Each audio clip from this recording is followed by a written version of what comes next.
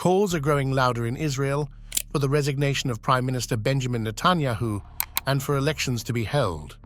Many who were dissatisfied before the war on Gaza began are even more unhappy now with how the country is being led. So, can Netanyahu be toppled from what many say is his disastrous leadership? Welcome to World Stage TV, where we bring you news from all over the world. Let's start from the top. There are a lot of parties involved, predicting that Netanyahu's days are numbered. At the top of that list are the US and other countries as well. A lot of Israelis weren't happy with him to start with, and the mysterious ways this war started and how he handled it have been horrendous. Even the former Israeli Prime Minister agrees with that sentiment. People feel that Netanyahu is now pushing Israel to the very edge on very fundamental matters, and that it can't last too much. I think that the days are numbered now. Netanyahu will have to go. I thought that he had to go long ago. I said it from the beginning. I thought that he is responsible for a terrible disaster which we had to now somehow deal with. It's not easy. And he had to go, but definitely every day that passes, it becomes more apparent. His opinion is shared amongst a lot of people, and some of that is because of his decisions, especially when it comes to relations and war. This week saw significant developments in the Israel-Gaza conflict, especially at the United Nations. The UN Security Council has issued a call for an immediate ceasefire in Gaza, marking a departure from the United States' earlier stance of vetoing such measures. This change was highlighted by the US's decision not to block the resolution and was further supported by the United Kingdom's vote in favor of it.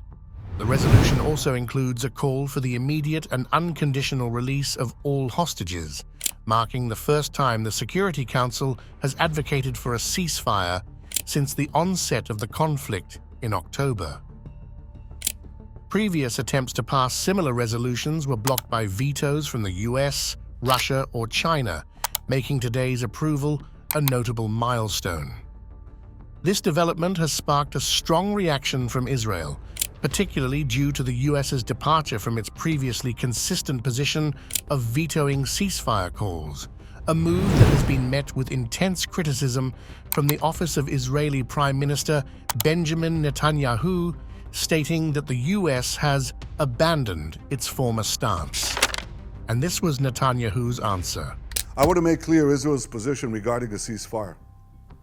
Just as the United States would not agree to a ceasefire after the bombing of Pearl Harbor or after the terrorist attack of 9/11, Israel will not agree to a cessation of hostilities with Hamas after the horrific attacks of October 7th. Calls for a ceasefire are calls for Israel to surrender to Hamas, to surrender to terrorism, to surrender to barbarism. That will not happen. Regardless of who stands with Israel, Israel will fight until this battle is won.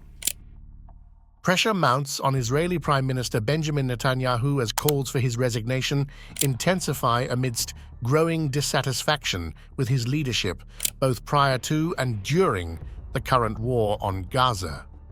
Critiques of Netanyahu's handling of the conflict have brought to the forefront long-standing concerns over his leadership style and decisions, particularly in relation to Israel's domestic and international relations. Netanyahu finds himself at a precarious juncture, with the United States and other international actors signaling a waning patience and a shifting stance on their support. This comes amid a backdrop of a call for an immediate ceasefire in Gaza by the United Nations Security Council, a move not vetoed by the US, indicating a departure from previous positions that consistently supported Israel's actions without reservation. The dissatisfaction within Israel is not limited to the general populace. It echoes through the corridors of power, with former leaders and political figures voicing their disapproval of Netanyahu's strategic decisions, particularly regarding the war's initiation and conduct. Such criticisms underscore a broader debate over Israel's direction under Netanyahu's stewardship, with many questioning the sustainability of his approach to governance and conflict management. The unfolding scenario suggests a potential tipping point for Israeli politics, where the demand for change is becoming louder and more widespread. Netanyahu's leadership, described by some as disastrous, faces unprecedented scrutiny. The situation is fluid, and the possibility of political upheaval seems more tangible than ever. Amid these turbulent times, World Stage TV continues to monitor the situation closely, bringing insights and updates from around the globe. As we delve deeper into these developments, we encourage our viewers to stay informed, engaged, and participate in the ongoing discourse. Your opinions matter, and as this story unfolds, they contribute to the broader understanding of the challenges and opportunities that lie ahead for Israel and the international community. Don't forget to like, subscribe, and share your thoughts in the comments below. Your engagement helps us cover the stories that matter to you, providing a platform for diverse perspectives and in-depth analysis. Stay tuned to World Stage TV for more updates on this developing story and other news from around the world.